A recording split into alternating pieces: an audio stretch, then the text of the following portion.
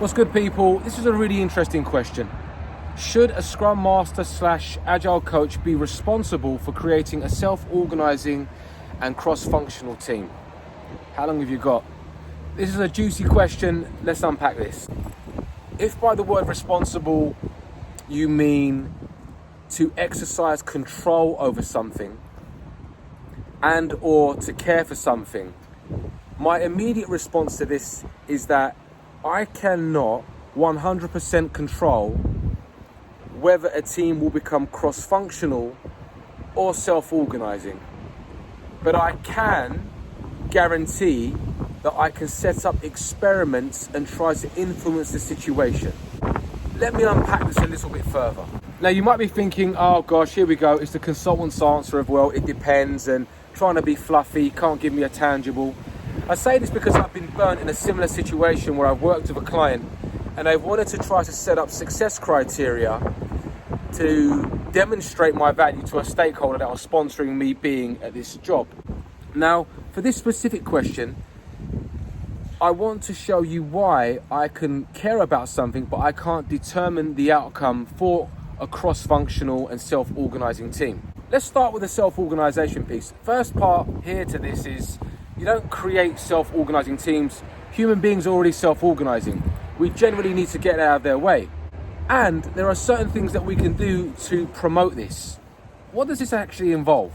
So when I spoke about setting up experiments or telling a client what my intent is on how I want to promote self-organization, assuming that it doesn't exist in the team, what types of things does this involve? So, for self-organization to work, we need a vision and we need a goal. If a football team are self-organizing, they need to self-organize around the outcome, the goal. If the goal and the vision is not clear, then what is it that they're self-organizing around? It could manifest as a Scrum Master, as a coach, for you to provide some sort of coaching for a product owner or a product manager or a director, whoever it is. If the vision is missing, if the goal is not clear, that is some sort of clarity that you need to surface to ensure that the team have something to organize around. I can't control how great that will be, if I'll get the availability of people, if I'll get the right level of information, but I can certainly run that experiment, make my intent clear, be clear on the availability of the people I need and what outcomes I'm trying to get out of that conversation. The second thing around self-organization, it kind of dovetails from the first point, is boundaries. If you're playing, say, a game of football, the lines determine where the ball can and can't be played.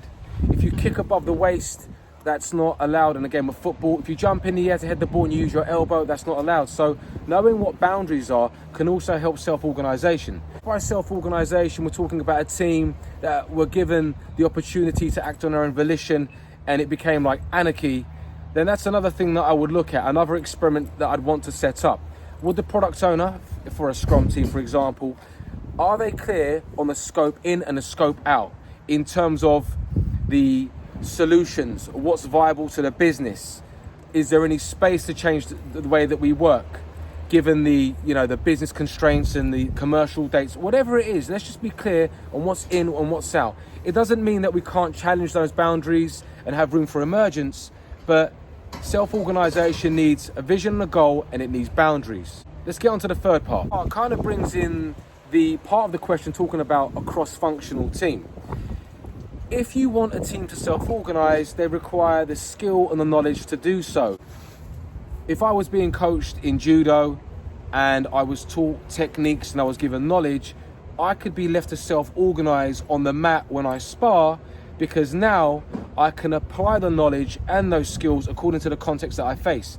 If I don't have the knowledge and the skills and I don't know how to throw, or I don't understand basic grappling concepts, then it's going to be very difficult for me to try and self-organize, even if I know what the goal is, when I don't have the skill and the knowledge.